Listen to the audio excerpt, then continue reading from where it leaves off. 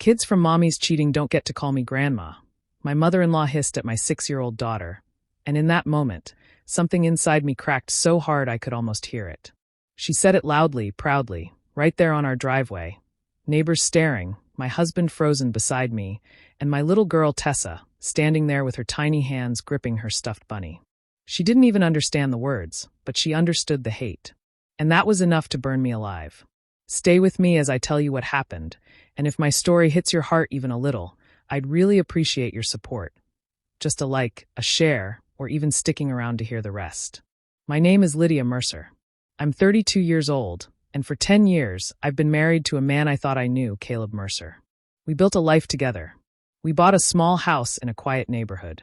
We had our daughter, Tessa, who is the sunshine in every corner of my life. If you asked anyone who knew us, they'd tell you we were a steady family. Not perfect, but strong. But Marjorie, Caleb's mother, never liked me. Not from the first day I shook her hand. She always looked at me like I wasn't good enough. Like my presence in her son's life was some kind of mistake she needed to correct. I tried for years to win her over. Holidays, birthdays, small gifts, polite conversations. Nothing ever softened her. She stayed cold, judgmental, always watching me like she was waiting for proof that I didn't deserve her son. Then, a few weeks ago, she found her excuse. She stormed into our kitchen one afternoon with this sharp, triumphant look on her face and announced that she had proof. I cheated on Caleb 6 years ago. Proof, she claimed, that Tessa wasn't Caleb's biological child. That alone felt like a punch to the chest. I had never cheated. Not even close.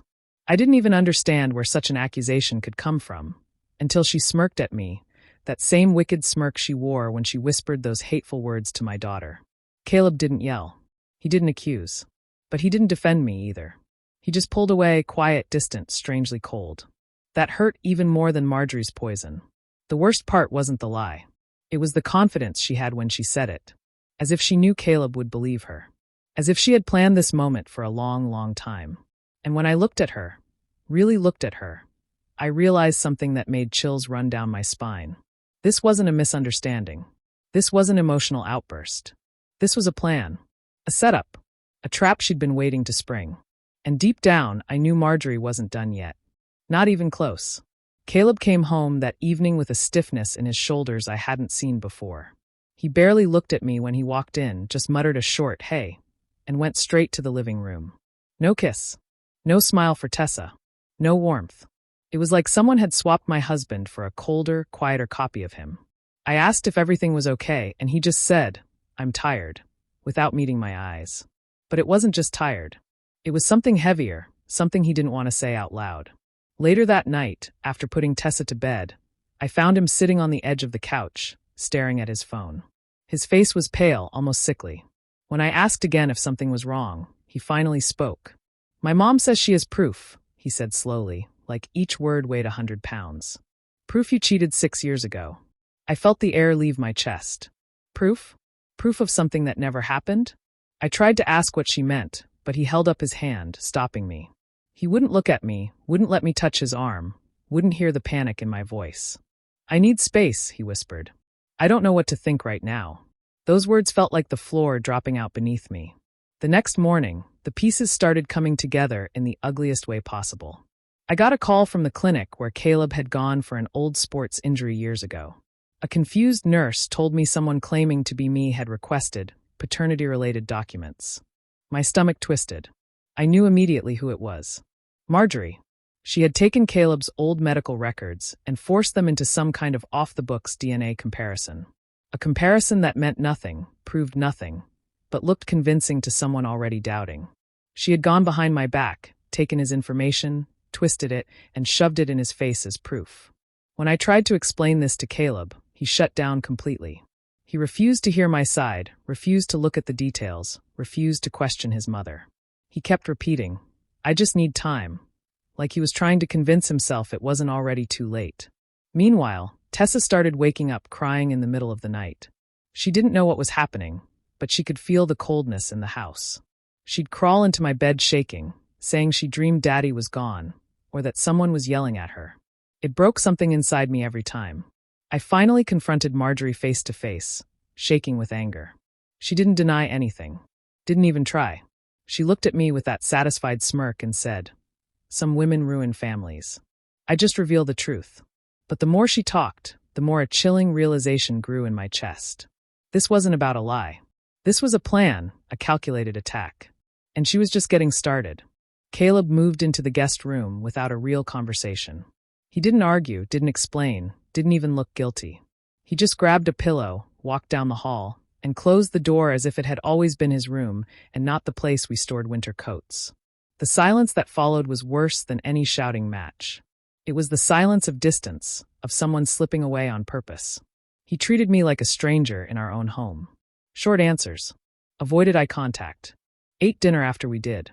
It felt like I was watching my marriage die in slow motion, and he didn't even try to hide that he was letting it happen.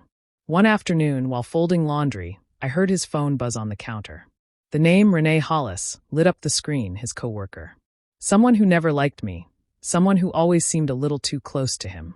My stomach tightened, curiosity mixed with fear, but something told me I needed to look. And when I did, the truth slammed into me. Messages. Too friendly. Too familiar. Too personal. One from Renee read, "Did you think about what I said? You deserve someone who actually appreciates you." Another, "She's lying, Caleb. I just want you to be happy." The worst one had a winking emoji and a comment about missing our talks. It felt like fire in my lungs. This wasn't just emotional support. This was stepping into something deeper. Something he shouldn't have been sharing with another woman, especially while accusing me of betrayal. When I confronted him that night, he didn't deny spending time with Renee. He just said, "She listens when I talk." As if that excused the growing closeness. As if that justified shutting me out. Marjorie poured gasoline on the fire. She kept calling him, feeding him poison. I overheard her telling him to start custody paperwork before the court figures out the kid isn't his. She said it with such confidence, such certainty, like she was the authority on our family. Caleb didn't push back. He just nodded along, letting her steer him like he was still a teenage boy desperate for her approval. One evening, while I was helping Tessa color at the kitchen table, Caleb walked onto the porch with his phone. I didn't mean to listen, but his voice carried through the cracked window. "I don't know," he whispered. "Maybe Tessa isn't mine after all." My hands froze. The crayon rolled out of my fingers.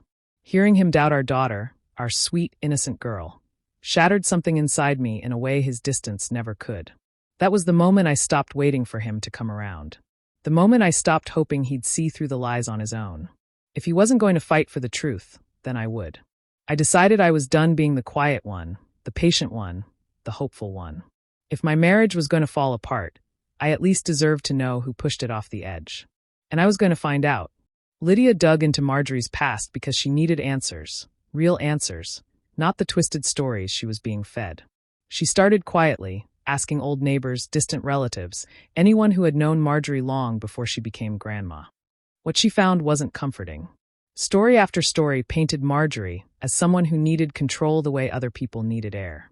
If she wasn't running the show, she was destroying it.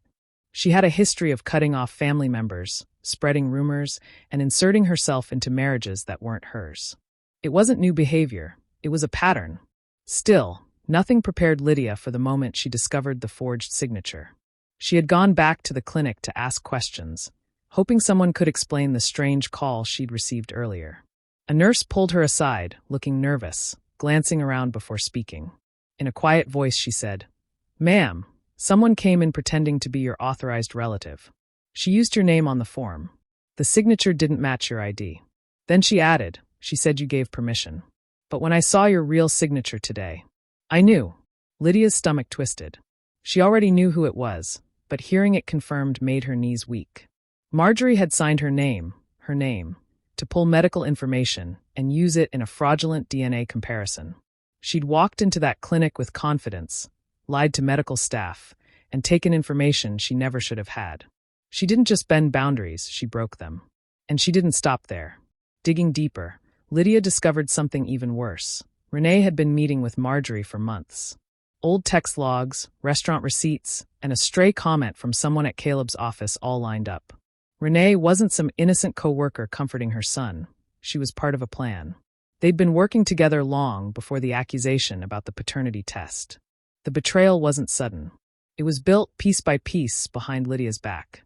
But the deepest wound came from Tessa. One night, while Lydia was brushing her hair before bed, Tessa asked in the smallest voice, "Mommy, what does bastard kid mean?"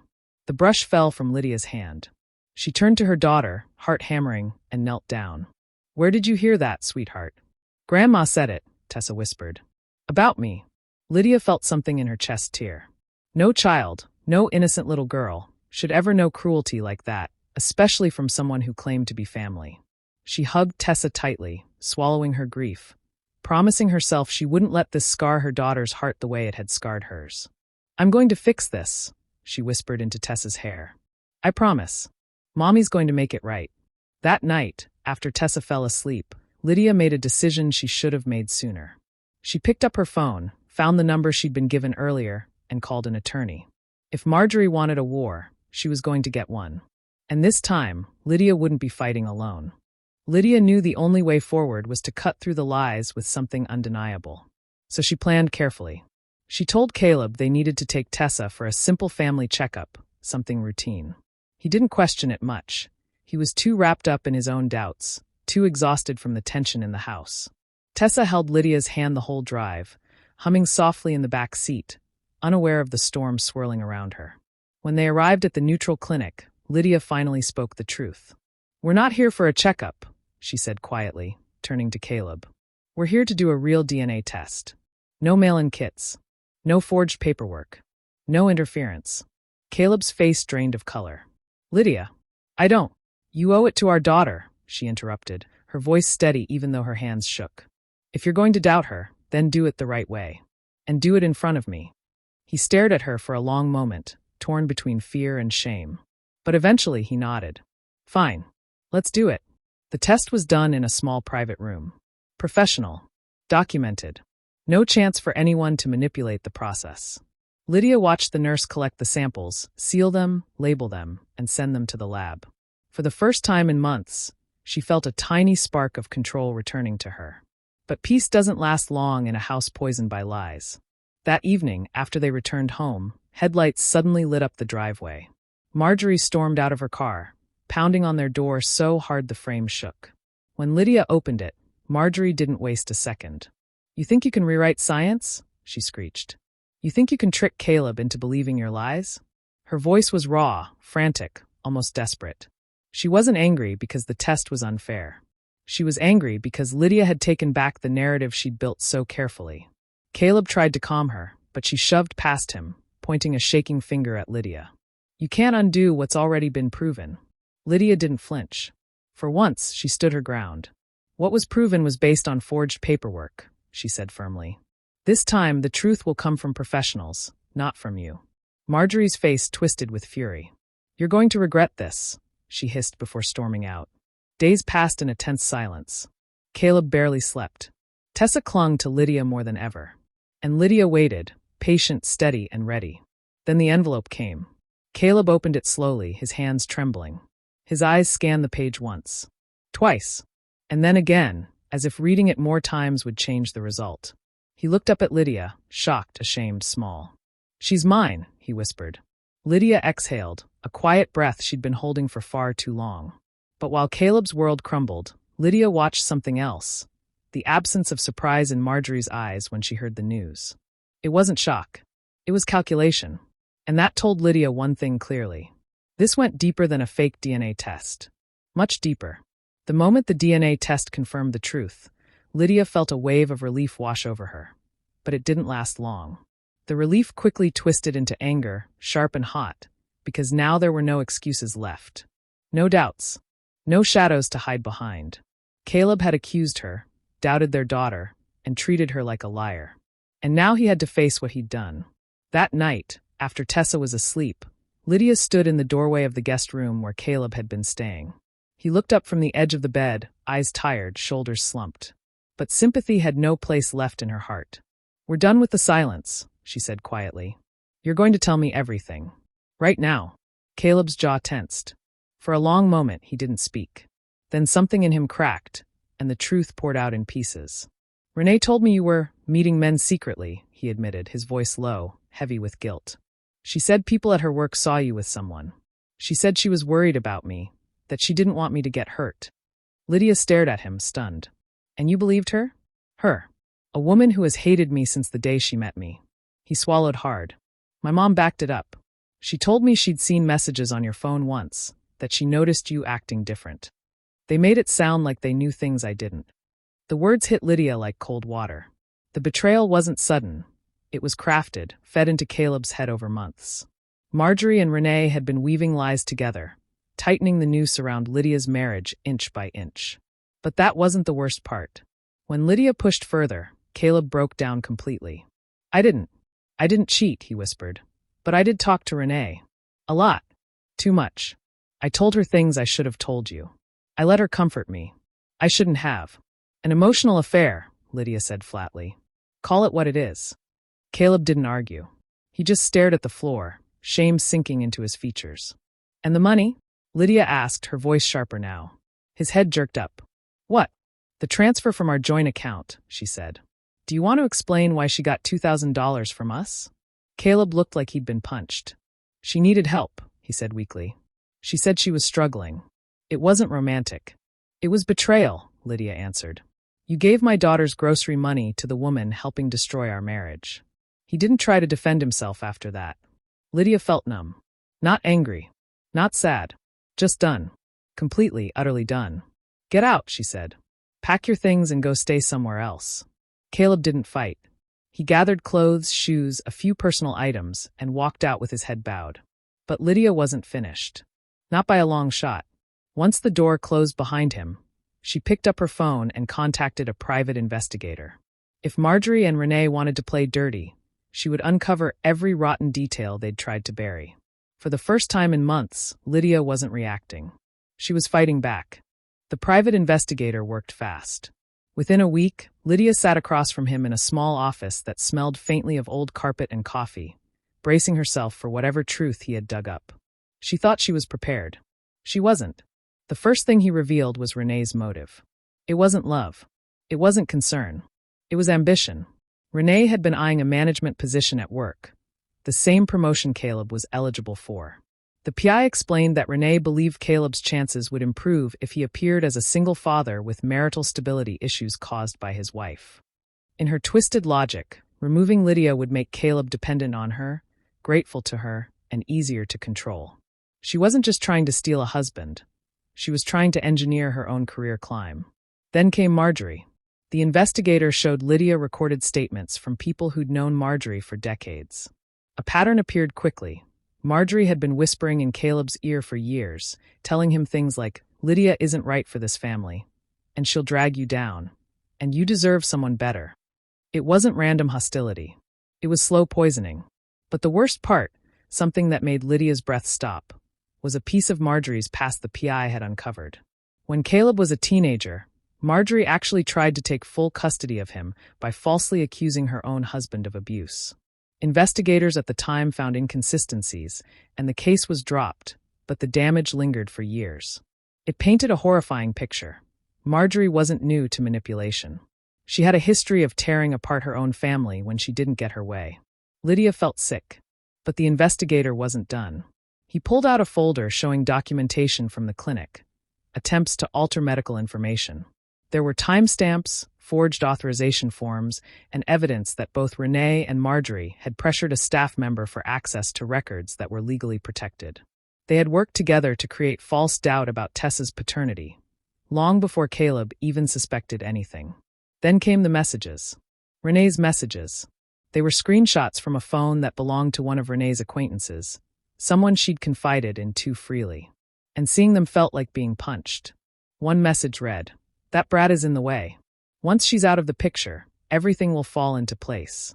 Another said, "He'll thank me when all this is over. Lydia is useless, and that kid is ruining his future." Lydia's hands shook as she read the words. Her vision blurred. All the air left her lungs. They weren't just trying to hurt her. They were talking about her daughter. Her sweet, innocent Tessa, who had done nothing but exist. Lydia broke down in that office, tears slipping onto the folder filled with evidence of betrayal.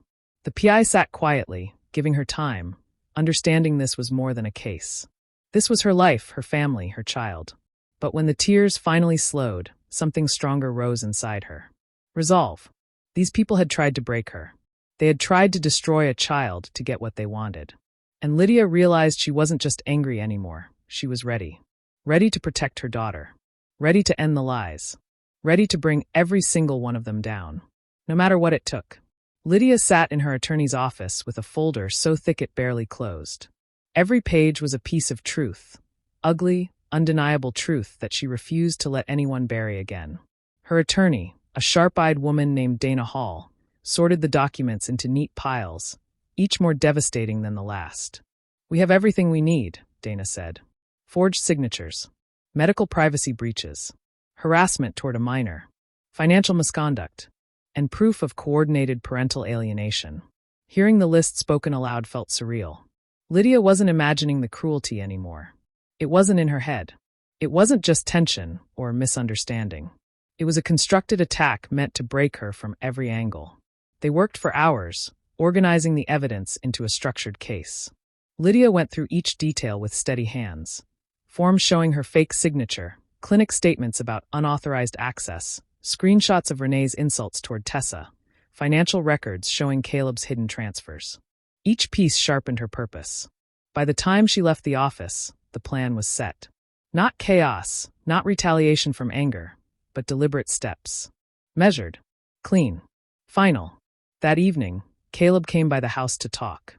Lydia met him in the living room, arms crossed, expression calm. She wasn't yelling. She wasn't crying. That scared him more than either. "I'm filing for divorce," she said evenly. "And I'm seeking full custody of Tessa." Caleb's face fell apart. His shoulders slumped, and his voice cracked.